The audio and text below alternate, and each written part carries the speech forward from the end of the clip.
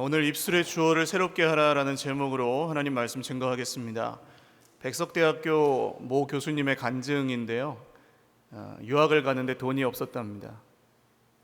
영어도 못했답니다. 미국으로 가는데. 그런데 이런 마음이 들더래요.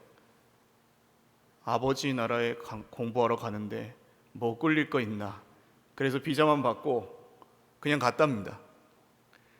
갔더니 뭐 영어를 할 줄 알아요. 돈이 있어요. 그냥 너무 비참하게 사는데 친구들이, 같이 공부한 친구들이 묻더래요. 딱하다고. 너는 그렇게 돈도 없고 영어도 못하면서 왜 여기 미국에 공부하러 왔냐? 준비를 좀 하고 오지. 그랬더니 교수님이 이렇게 얘기했답니다. 내가 내 아버지 나라에 공부하러 왔는데 니네들이 무슨 상관이냐? 내가 영어를 잘하든 못하든 아버지 나라에 왔는데. 그렇게 배짱 있게 공부를 했지만 형편이 너무 어려워서 근로장학생 신청해서 화장실 청소를 밤낮으로 했답니다. 미국은 힘든 일을 하면 돈을 좀 주니까요. 화장실 청소하고 공부하느라고 너무 피곤해서 예배 시간에 존 거예요. 벌써 이제 이 하나님을 향한 그 드릴 게 없을 정도로 피곤한 거예요. 졸고 있다가 할아버지 목사님 한 분이 설교를 하는데 그분의 한마디 말이 귀에 탁 들어오더래요. 번쩍 일어났대요. 무슨 말이었냐 하면 사람은 하나님을 믿는 만큼 자기답게 살 수 있다. 그런 말이었대요. 그 말이 화장실 청소하고 영어도 못하는 그 교수님의 마음을 확 붙잡아서 이렇게 세우더랍니다. 그리고 옆에 있는 분한테 막 친구한테 야, 저 목사님 누구야? 존 스토트 목사님이라는 분이었대요. 굉장히 유명한 목사님이래요. 우리가 하나님을 믿는 만큼 우리 입술에서 나오는 게 찬양입니다. 할렐루야. 그러니까 찬양은 하나님과 그분의 말씀이 주어가 되는 입술의 고백이라고 할 수 있습니다. 하나님이 주어예요. 찬양은. 오늘 말씀 1절에서 6절까지 보시면 주어가 분명해요. 다른 거 보실 필요가 없습니다. 주어를 보시면 돼요. 하나님이에요. 찬양은 하나님이 주어가 되시기 때문에 뭐 형편을 따라 혹은 컨디션을 따라 기분을 따라 하는 게 아닙니다. 내가 아는 찬양이냐 모르는 찬양이냐 뭐 나는 말씀파야 기도파야 찬양파야 이런 게 아니에요. 믿는 만큼 나오는 게 찬양이에요. 할렐루야. 잘하면 좋죠. 다른 분들에게도 은혜를 끼치고 하니까. 그러나 노래를 못해도 상관이 없는 것은 하나님은 그 노래를 받으시는 게 아니라 찬양하는 그 사람의 믿음을 보시고 마음을 받으시는 분이시기 때문이에요. 할렐루야. 찬양은 그래서 우리가 상황과 환경을 뛰어넘는 무기가 됩니다. 하나님께서 주어가 되실 때 내가 문제를 넘어서서 문제보다 확실한 주님의 말씀을 붙드는 그런 은혜를 얻을 수 있다는 거예요. 그런데 보통 세상의 기준은 입술의 주어가 보통 하나님이 아니에요. 뭘 보통 내 입술의 주어가 뭐라고 생각하세요? 사람들이 말하는 주어가 뭡니까? 나, 아니면 뭐 문제, 아니면 사람, 나를 힘들게 하는 그 사람, 이런 게 주어입니다. 내가 신경 쓰고 있는 그 문제나 사람이 내 입술의 주어가 될 때가 많아요. 그러면 그때 그게 내가 섬기는 주인입니다. 내 인생에. 전에 나에게 깊은 상처를 주었던 사람의 말이 나를 붙들고 있을 때가 있어요. 괜찮다가도 갑자기 확 올라올 때도 있어요. 그럴 때 그 상처가 내 주인이 돼서 나를 끌고 갑니다. 그러면 어때요?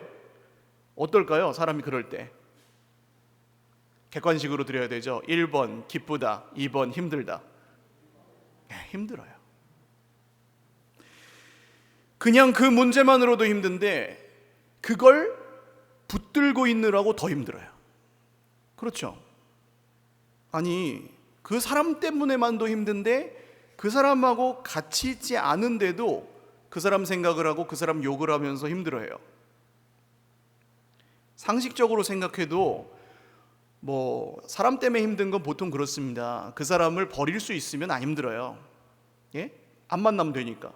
피하면 되니까, 버리면 되니까. 근데 버릴 수 없는 사람이라서 힘들어요. 보통. 그러니까 나를 힘들게 하는 사람은 대부분 멀리 있지 않고 언제나 어때요? 가까이에 있습니다. 그렇다면 그 같이 있을 때는 어쩔 수 없이 힘들지라도 좀 떨어져 있을 때는 그 사람 생각을 안 해야지 쉬잖아요. 쉴 수 있잖아요. 근데 언제나 서나 당신 생각하는 거예요. 그래서 계속 그 사람 얘기하고 그 사람 욕하고 풀리나요? 안 풀립니다. 그 입술의 주어가 보통 그 사람, 그 문제 이럴 때 우리는 거기서 스스로 빠져나올 힘이 없습니다. 그게 나를 붙들어 버린 거죠. 오늘 말씀 20절에도 그 예가 나옵니다. 앉아서 내 형제를 공박하며 네 어머니의 아들을 비방하는도다. 비방하는 내용의 옳고 그름이 문제가 아니라 비방할 때 그 사람이 내 주인이 되어버리는 게 문제입니다. 계속 그 생각만 나거든요. 그 사람 때문에 살고 죽고 그 사람이 한 말 때문에 살고 죽는 인생이 되어버립니다. 그러면 누가 구원할 수 있을까요? 그 사람을. 그럴 때 나를 구원할 수 있는 게 누굴까요? 그 사람이 돼버리는 겁니다. 그 사람이 내가 원하는 대로 바뀌면 내가 구원을 받는 거예요. 그 사람이 내 말을 들어줘야 내가 구원을 받는 거예요. 그 사람이 나한테 와서 잘못했다고 사과해야 내가 구원을 받는 거예요. 혹은 내가 참고 말지. 그럼 누가 구원하는 거예요? 그건 내가 구원하는 거예요. 내가 나를 구원하는 겁니다. 이게 우리가 일상 가운데도 늘 겪는 문제입니다. 나를 구원하는 구원자가 누구냐는 겁니다. 그 사람이냐 아니면 나냐 혹은 돈이냐, 그게 내 주인이고 그래서 입술의 주어가 중요합니다. 더 큰 문제가 있어요. 이런 상황이 되면 입술의 주어가 헷갈리면 하나님을 오해하게 됩니다. 이게 진짜로 심각한 문제예요. 7절부터 보시면 하나님이 이런 말씀을 하십니다. 이스라엘 백성들아, 너희는 내 백성이고 나는 하나님이야. 그거 누가 모릅니까? 근데 하나님이 거듭 말씀하시기를 나는 하나님이야. 너희의 하나님이야. 너희랑 상관없는 하나님이 아니고 너희의 하나님이야 라고 말씀하세요. 왜 이런 말씀을 하셨을까요? 이스라엘 백성들이 하나님을 나의 하나님, 우리의 하나님으로 믿지 않았다는 겁니다. 그 증거가 뭐예요? 말씀을 듣지 않는 겁니다. 말씀하시는데 안 들어요. 8절부터 이런 내용이 나옵니다. 나는 너희가 바친 제물 때문에 너희를 탓하는 것이 아니다. 소를 바치거나 양을 바치거나 비둘기를 바치거나 그게 문제가 아니다. 산짐승이 전부 내 거고 이 세상 모든 새가 다 내 건데 내가 그것 때문에 너희들한테 탓하겠느냐? 그러니까 돈을 얼마나 냈느냐가, 봉사를 얼마나 했느냐가 뭐 그것 때문에 잘했다 못했다 하시지 않는다는 얘기예요. 위로가 되죠. 그런데 하나님 왜 이렇게 말씀하실까요? 우린 이런 생각합니다. 보통 저 사람은 저렇게 열심히 믿어서 복을 받은 것 같은데 나는, 저 사람은 저렇게 많이 드려서 많이 받은 것 같은데 나는, 저 사람은 기도를 저렇게 많이 해서 저렇게 응답을 많이 받았는데 나는, 저 사람은 성경을 저렇게 많이 봐서 복을 저렇게 얻었는데 나는, 저 교회는 이런 게 좋고 저런 게 좋은데 우리 교회는, 저 집 애는 저렇게 잘하는데 우리 집 애는, 이런 생각들, 저 집 남편은, 저 집 아내는 한도 끝도 없는 거예요. 그런데 이 말들의 주어를 잘 보십시오. 전부 사람, 문제. 주어가 전부 사람이고 전부 문제예요. 전부 나예요. 하나님이 실종되신 겁니다. 이게 진짜 문제입니다. 문제는 지나갈 가능성이 큽니다. 뭐 죽어도 우리에게 영생이 있으니까. 그런데 하나님이 거기서 실종돼서 찬양이 끊어지고 감사가 끊어지고 하나님을 오해하게 되는 것이 진짜 큰 문제입니다. 하나님이 실종된 삶에는 생명이 없어요. 아실 겁니다. 힘이 없어요. 힘들어도 하나님이 함께 계시는 게 믿어지면, 제가 아까 말씀드린 교수님이 미국에 영어도 못하는데 가서 화장실 청소하면서 버텼던 것처럼 아버지가 나를 아버지 나라에 부르셨어 라고 믿으면 거기서 견디는데, 그게 안 믿어지면은 비참한 거예요. 내가 여기 있어야 되나 말아야 되나, 해야 되나 말아야 되나, 살아야 되나 죽어야 되나, 그런 생각만 드는 겁니다. 문제가 커져서 하나님보다 커지면 하나님이 실종되고 문제만 남아요. 그래서 죽을 것 같은 겁니다. 이걸 스스로 해결할 수 있는 인간이 있을까요, 없을까요? 있을까요, 없을까요? 이게 분명해야 됩니다. 그래야 말씀이 다음으로 나갈 수 있어요. 있을까요, 없을까요? 없어요. 스스로 거기서 나올 수 있는 인간이 없습니다. 한 명도 없어요. 그런 문제를 스스로 해결할 수 있는 사람은 없습니다. 그런데 사람이 그걸 스스로 해결을 하려고 그래요. 그래서 열심히 해요. 뭘? 열심히 기도하고 열심히 봉사하고 열심히 노력하고. 그게 나쁜 게 아니에요. 열심히 하세요. 열심히 하는 건 좋은 겁니다. 그런데 그것보다 이전에 먼저 생각하실 게 있는데 그게 뭐예요? 주어를 분명히 하셔야 된다는 거예요. 누구의 열심이 나를 구원하느냐? 이걸 확실히 하셔야 된다는 겁니다. 내 열심이냐? 하나님의 열심이냐? 하나님 뭐라고 하십니까? 나는 네 재물 때문에 너를 책망하는 게 아니야. 네가 열심히 안 한다고 너를 책망하는 게 아니라는 거예요. 내가 저 사람보다 열심히 안 해서 복을 못 받는 게 아니라는 겁니다. 하나님은 요술램프도 아니고 도깨비방망이도 아니에요. 무슨 수학 공식이 아니에요. 열심을 집어넣으면 복이 튀어나오는 자동 판매기가 아니라고요. 하나님은 살아계신 하나님이십니다. 할렐루야.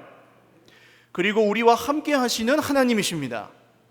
지금도 우리에게 말씀하시는 하나님이십니다. 그래서 우리가 말씀을 듣는 거예요. 그리고 오늘 말씀대로 하나님은 하나님, 너희의 하나님, 우리의 하나님이십니다. 중국의 한비자라는 사람이 이런 말을 했다고 해요. 상대의 치부를 건드리면 그 사람을 설득할 수 없다. 이해 가십니까?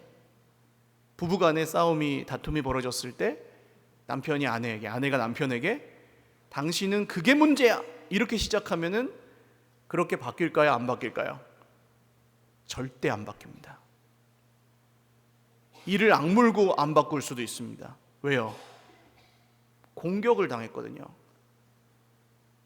그러면 안 바뀌어요. 하나님이 이걸 아십니다.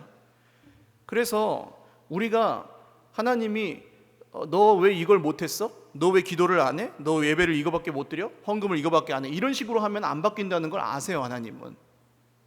그래서 하나님의 아들이 오신 겁니다. 재물을 탓하지 않으세요. 소 안 가져와도 되고 양 안 가져와도 되고 비둘기 드려도 돼요. 그것도 안 되면 그냥 곡식 한 움큼 드려도 돼요. 근데 문제는 뭡니까? 그걸 드릴 때 뭘로 드려야 돼요? 믿음으로 드리라는 겁니다.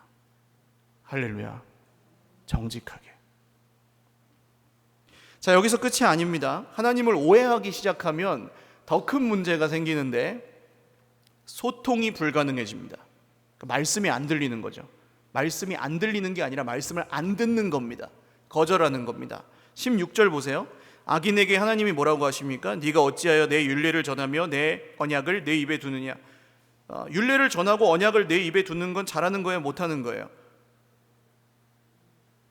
자, 여러분 생각하십시오. 율례를 전하고 말씀을 입에 두는 건 잘하는 거예요, 못하는 거예요? 잘하는 거죠. 근데 왜 책망하십니까? 악인은 성격 나쁜 사람이 악인이 아니에요. 17절 보십시오. 네가 교훈을 미워하고 내 말을 내 뒤로 던지며. 자, 하나님의 교훈을 미워하고 말씀을 뒤로 던져버렸대요. 던져버리고 지가 하고 싶은 말 하는 사람이 악인이에요. 하나님 보시기에는. 분명히 재물이 문제가 아니라고 하셨는데도 말씀을 안 믿고 눈에 보이는 형편만 믿는 겁니다. 사람을 믿고 내가 얼마나 열심히 했는지 이런 거 믿고 경험 믿고 기준 믿고 자기 상황과 자기 자존심과 그때의 느낌이나 꿈이나 환상 이런 것들을 믿고 그거에 마음을 두고 사는 거예요. 그걸 붙들고 살아요. 전부 결국 주어의 문제입니다. 주어. 이런 것들이 주어가 된 결과 하나님을 오해하게 되고 말씀을 듣지 않게 된다는 거예요. 이스라엘의 선지자가 많았을까요? 적었을까요? 이스라엘의 선지자가 많았을까요? 적었을까요? 많았어요. 선지 학교가 있었고 선지 생도가 있었고 지금하고 똑같습니다. 신학교가 많고 목사님도 많고 전도사님도 많고 많았어요.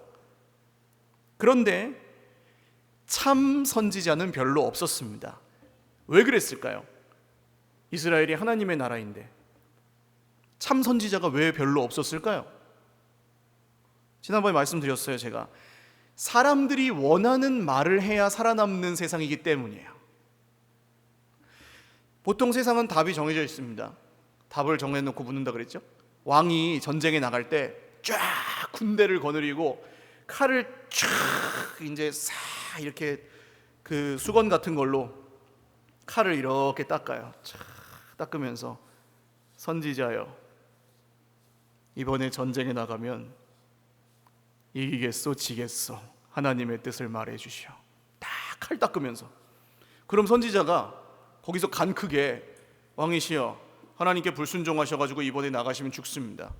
집니다. 그럼 어떻게 돼요? 당장 저 재수 없는 선지자를 감옥에 가두고 다른 선지자를 불러와라. 이렇게 되는 겁니다. 그런 선지자는 맞고 감옥에 갇히고 죽고 그랬어요. 참 선지자는. 물론 모든 왕들이 그런 건 아니었지만 대부분의 왕들이 그랬어요.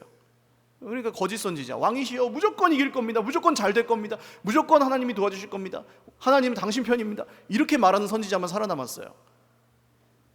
그러니까 하나님의 말씀을 뒤로 던져버렸다는 얘기를 하시는 겁니다.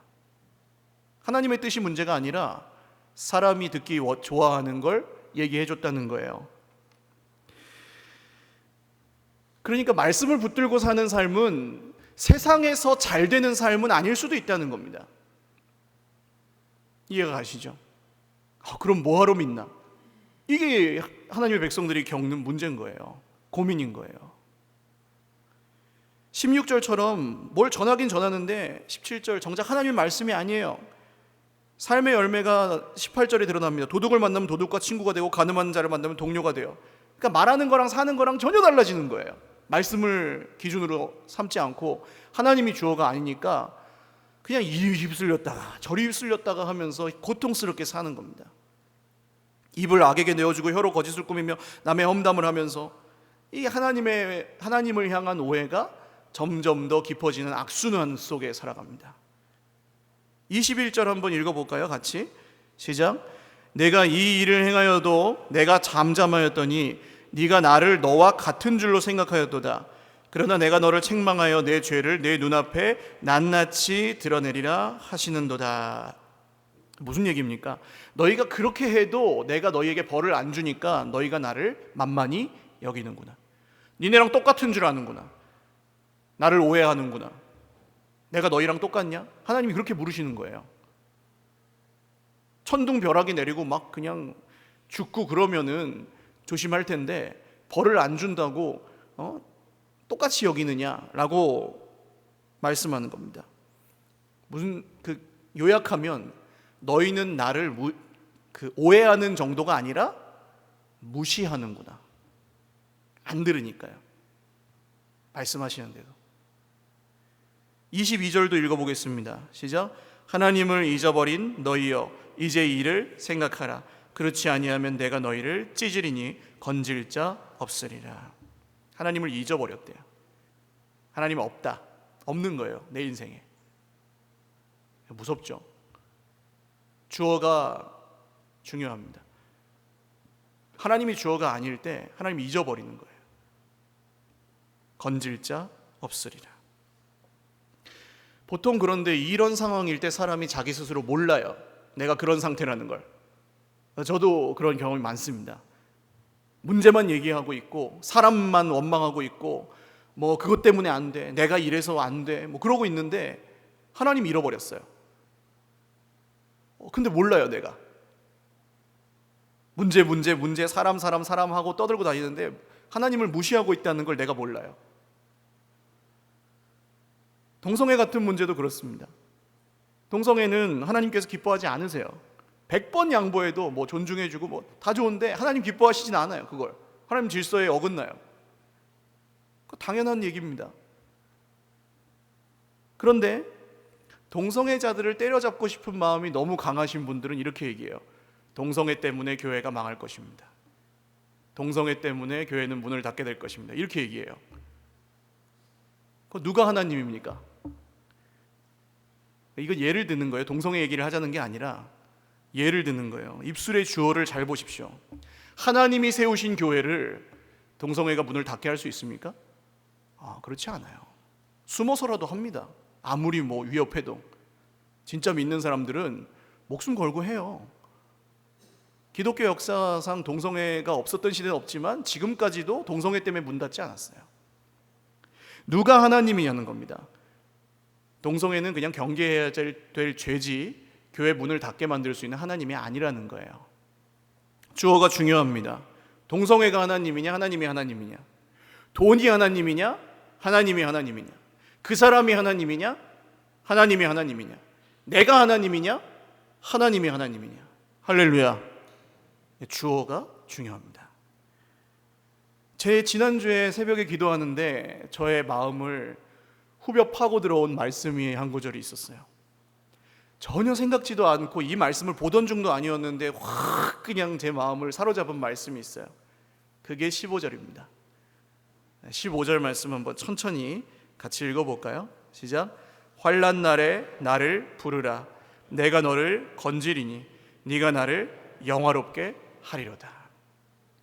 지금 이 하나님을 향한 오해와 하나님을 향한 무시와 환경과 상황과 사람과 문제에 사로잡혀서 전부 입술의 주어가 그렇게 되어버린 우리의 삶 가운데 이 구절이 빛처럼 비춰지는 그런 느낌이었어요. 환난 날에, 힘들 때 누구를 부르라고요? 누구를 불러요? 하나님을 부르라고요. 힘들 때 네가 알아서 잘 살 생각을 하지 말고, 힘들 때 네가 노력해서 네 문제를 해결하고 네가 스스로 너를 구원할 생각을 하지 말고, 그 사람 때문에 힘든데 그 사람이 너를 구원해 주기를 바라지 말고 누구를 부르라고요? 하나님을 부르라고요. 할렐루야. 자, 그러면 하나님이 어떻게 하신답니까? 내가 너를 건지리. 내가 너를, 하나님이 우리를 건지리니, 구원하시리니, 고치시리니, 도와주시리니, 인도하시리니. 할렐루야. 하나님이 하나님의 약속입니다. 여러분, 하나님을 믿으시면 이 말씀을 믿으시기를 주님의 이름으로 축원합니다. 하나님이 도와주신다고 하잖아요. 하나님을 부르면 환난 날에. 할렐루야. 기도하는 거예요. 그때 목사님 다 알아요. 다 아시는 대로 기도하십니까? 정말 인생의 그 벼랑 끝에 있을 때 무릎 꿇으십니까? 안 되실걸요, 잘? 저는 알고 있습니다. 저도 많이 실패했고 많이 겪었습니다. 안 되는 거예요. 거기서 너무 힘드니까 기도할 마음조차도, 기도할 힘조차도 잃어버려서 어떻게 안 되는 거예요. 근데 보십시오, 그 다음 구절이 충격이에요. 네가 나를 영화롭게 하리로다. 한번 같이 해볼까요? 시작. 네가 나를 영화롭게 하리로다. 아니, 하나님께 영광을 돌린다 그러면 보통 뭐 생각하세요? 시상식, 그죠? 상 받았을 때 소감 한 말씀 부탁드립니다. 그러면 뭐라 그래요? 먼저 하나님께 영광 돌리고요, 이렇게 하잖아요. 돈 많이 벌어서 성공해서 하나님께 영광, 좋은 대학 가서 하나님께 영광, 예? 그런 거 우리 많이 생각하잖아요. 근데 70억 인구 중에 그렇게 하나님께 영광 돌리는 사람 몇 명이나 되겠습니까? 그게 영광이라면, 1등만 하나님께 영광을 돌릴 수 있다면 그렇게 하나님께 영광을 돌릴 수 있는 사람 몇 명이나 되냐고요. 성공해서, 세상에서. 별로 없어요. 우리 중에도 몇 분 되지 않으실 겁니다. 근데 오늘 말씀을 보시면 환난 날에 우리가 하나님을 영화롭게 할 수 있다는 거예요. 이게 말이 됩니까? 아니, 형편 괜찮을 때도 영광을 잘 못 돌리는데 환난 날에 내가 무슨 하나님께 영광을 돌려요? 힘들어 죽겠는데. 그런데 여러분, 내가 힘들어 죽겠을 때 믿는 그분이 하나님이시라는 걸 하나님이 기뻐하신다는 거예요. 죽을 것 같을 때 붙들고 찾는 그분이 하나님이시라는 걸 하나님이 기뻐하신다는 거예요. 이게 얼마나 놀랍습니까? 나는 인생이 힘들어서 내 코가 석자라서 기도할 힘도 없는 인간인데 거기서 그냥 하나님 하는 그 한마디를 하나님은 자기의 영광으로 받으신다는 거예요. 어떻게 그럴 수가 있습니까? 타이밍 좋게 저희 아내랑 애가 없어요. 지금 이거 1부 때만 얘기하려고 그랬는데 없어갖고 얘기할게요. 지난 주간에 저희 애가 둘째가 아들인데 왔다. 아파가지고 집에 있었어요. 집에 있으니까 애가 짜증이 나잖아요. 그래 엄마 말씀을 좀 안 들었나 봐요. 엄마가 그냥 하도 안 들으니까 회초리로 한 대 때렸어요. 한 대. 제가 봤어요. 딱 한 대. 딱. 근데 이 녀석이 삐진 거예요. 한이 맺힌 거예요, 마음에. 안 맞다가 맞으니까. 엄마 맨날 잘해주는데 때렸다 이거죠. 아빠는 맨날 때리다가 한 번 잘해주면 좋아하거든요. 근데 엄마는 한 번 때린 거 가지고 애가 한이 맺혀가지고 무조건 그냥 일단 짜증이에요. 짜증 기본 탑재 하고 그냥 짜증.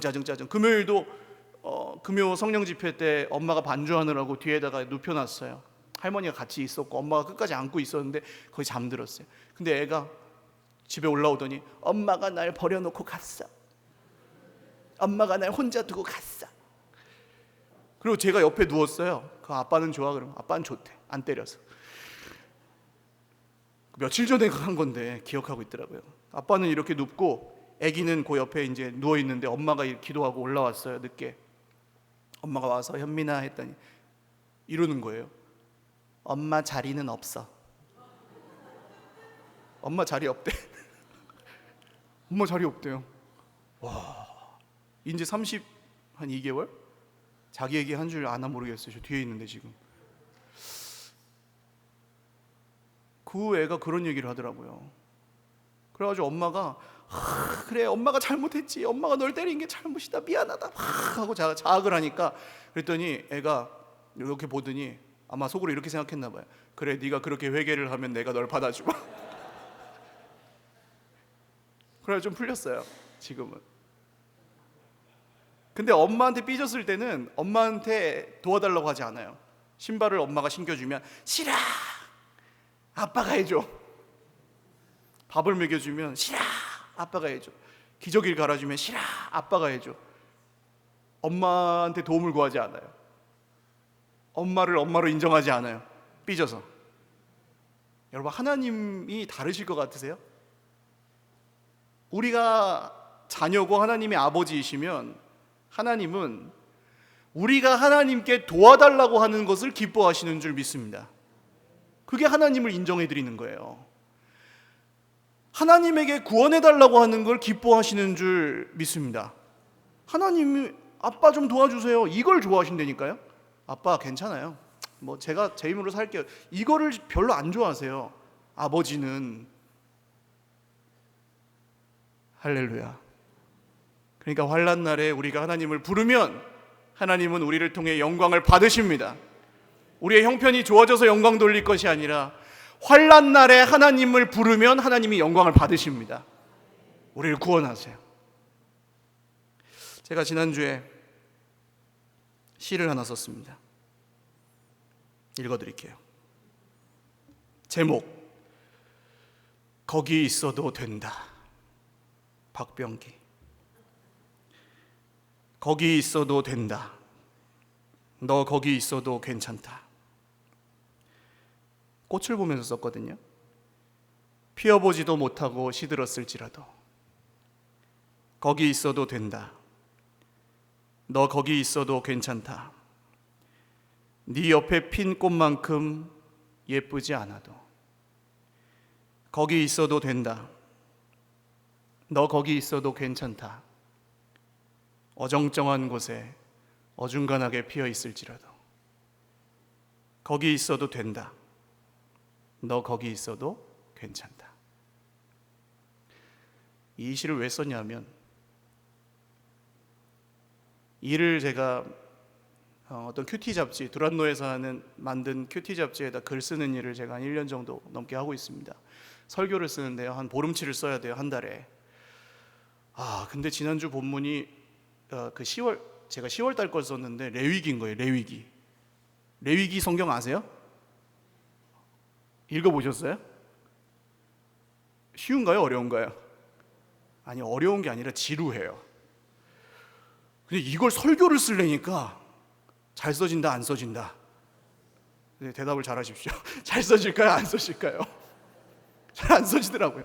아니 며칠을 붙잡고 있는데 하나도 못 쓰겠네. 하나도.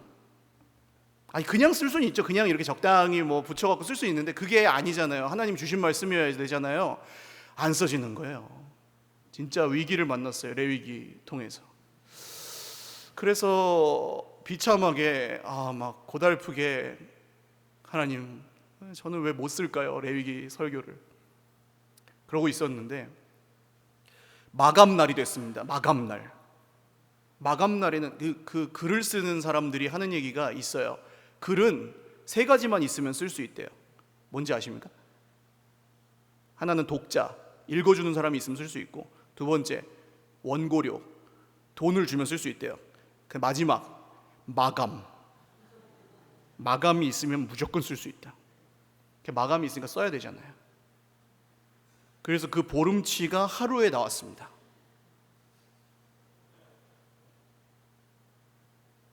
근데 잘 써지더라고요. 할렐루야. 발등에 불이 떨어지니까 그런지 제가 예술가 타입인지 아무튼 그렇게 좀 다 쓰고 다 이루었다 하면서 오는데 마음이 안 좋은 거예요. 오늘 잘 써진 건 감사한데 하나님 언제까지 이러고 살아야 됩니까? 그만한다고 그만둘까요? 이거 하나님께서 한국교회를 돕는 일이라고 시키신 것 같아서 하긴 하는데 제가 그만할까요? 이러고 오는데 길가에 꽃이 펴 있는 겁니다. 꽃이 펴 있는데 어떤 꽃은 봉오리째로 그냥 시들었고요. 봄꽃이었거든요. 시들었고 어떤 꽃은 옆에 예쁜 꽃이 있는데 그 꽃은 별로 안 예뻐요. 어떤 꽃은 그냥 진짜 어중간한 곳에 있어서 막 밟혀요. 그 꽃을 보면서 저 같았습니다. 근데 그때 제 주어가 바뀌더라고요. 저 꽃을 누가 심으셨을까? 물론 사람이 손으로 심었겠지만 지금 이 더운 여름까지 저 봄꽃이 시들었을지라도 그 자리에 있게 하시는 분이 누군가? 레위기 설교를 잘 못 써도 이걸 계속 쓰게 하시는 분이 누군가? 다음 달에 요한계시록이에요. 죽었어요. 잘 못하지만 우리를 여기에 두신 분이 누군가? 그 주어가 저에게 회복되면서 거기 있어도 괜찮다는 시를 썼습니다. 누가 그렇게 말씀하실까요? 누가 우리에게 그렇게 말씀하실까요? 네, 우리 찬양하고 기도하겠습니다. 기도는 말씀을 듣고 믿음으로 입술의 주어를 바꾸는 시간입니다. 그게 영성이에요. 우리 찬양하고 기도하는 가운데 저와 여러분의 입술의 주어가 바뀌실 수 있길 바랍니다.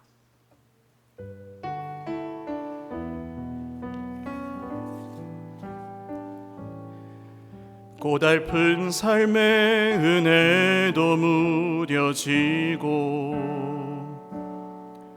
곧 사라질 것에 내 맘 두네. 헛되고 헛된 것들을 바라보며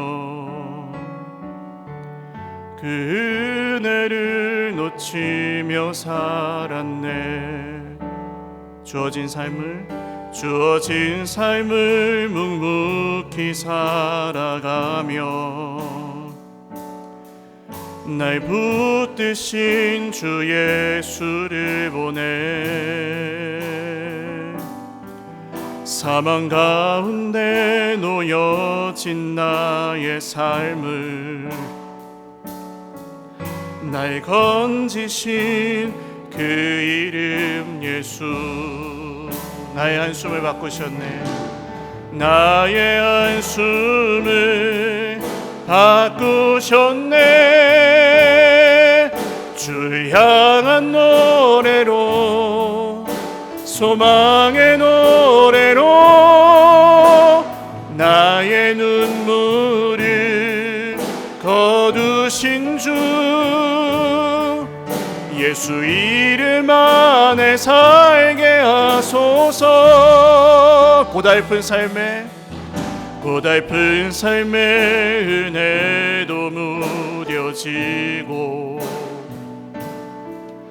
곧 사라질 것에 내 맘 두네.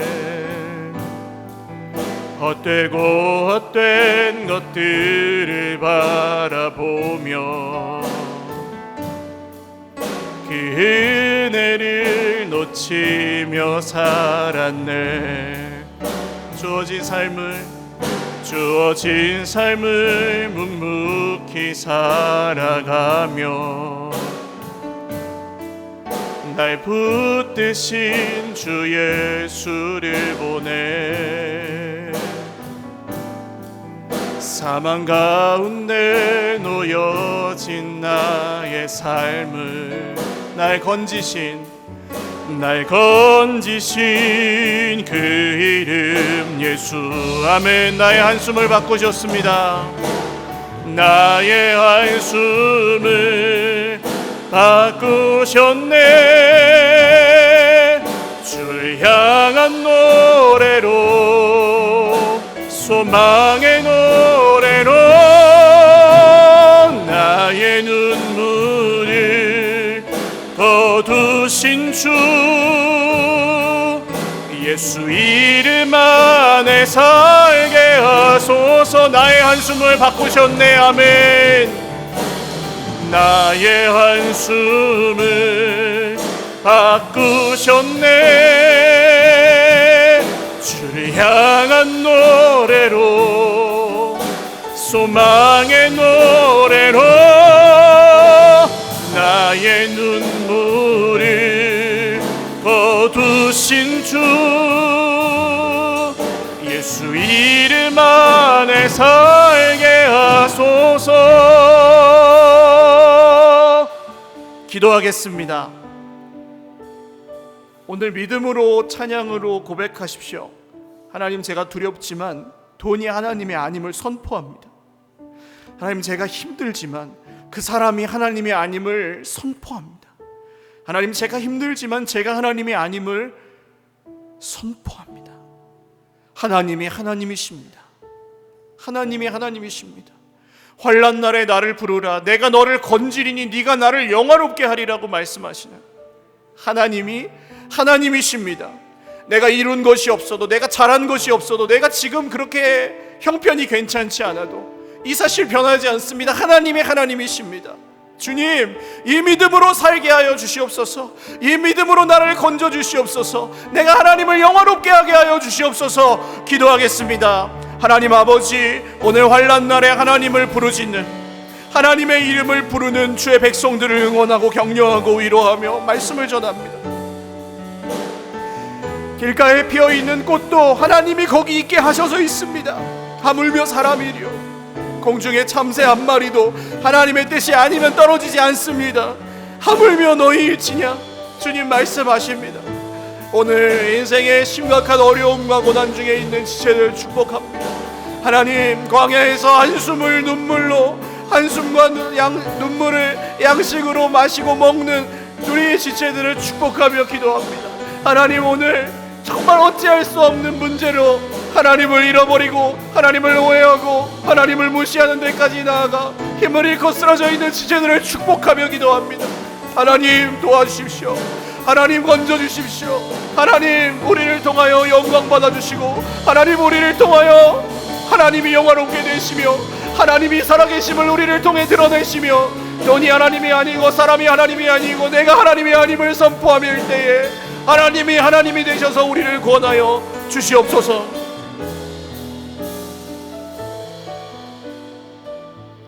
우리 한 번만 더 기도하겠습니다. 모든 분들이 오늘 이 시편 기자처럼 느끼시진 않으실 수도 있습니다.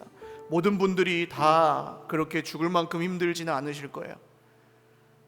그러나 영혼 깊숙이, 우리 마음 깊숙이, 우리 입술 평소에 쓰는 말에 주어가 누구십니까? 형편에 상관없이 주어가 누구십니까? 우리의 주어가 누구셔야 됩니까? 이 자리에 오신 여러분들, 우리의 주어가 누구셔야 됩니까? 억지로가 아니라 진짜로 그분이 우리에게 아들을 주셨다면, 그 아들 예수님이 우리에게 생명을 주셨다면 진짜 우리의 주어는 누구셔야 됩니까? 주님, 우리가 그 믿음으로 주어를 회복하겠습니다. 눈에 보이는 상황과 환경과 형편을 통해 하나님 오해하지 않고 아들을 주신 그 사랑, 생명을 주신 그 사랑을 힘입어 제 입술의 주어를 하나님으로 고백하겠습니다. 우리 그 마음으로 다 같이 한 번만 더 기도하겠습니다. 하나님 아버지, 아들을 주신 그 사랑을 신뢰합니다. 아들의 생명을 주신 그 사랑을 의지합니다. 형편을 보고가 아니라, 있고 없음이 아니라, 잘하고 못함이 아니라, 성공과 실패가 아니라, 손해와 이익이 아니라 하나님이 하나님이심을 믿습니다. 찬양합니다. 고백합니다. 주님이 우리의 한숨을 바꾸시고, 주님이 우리의 사망을 생명으로, 주님이 우리의 슬픔을 기쁨으로 바꾸시는 주님이십니다. 주님 도와주십시오. 주님 입술의 주어가 바뀌어 정말 하나님 찬송할 수 있도록 감사로 제사를 드리는 자가 나를 영화롭게 하나니 내가 그에게 주의 구원을 보이리라. 말씀하신 그대로 이루어 주십시오. 말씀 그대로 이루어 주십시오.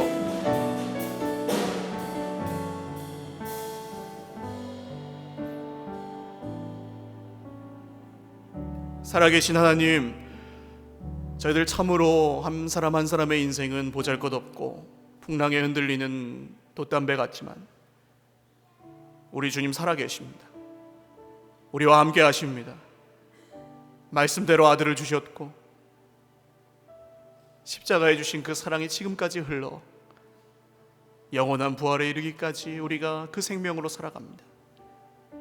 지금 잠깐 인생의 문제 앞에, 돈과 사람과 상처 앞에 우리가 이리저리 흔들리는 것처럼 보이지만, 우리가 하나님 버릴지라도 하나님 우리 버리지 않으시고, 우리가 하나님 잊어버릴지라도 하나님 우리 잊지 않으시고 건져주시고 도와주시는 줄 믿습니다.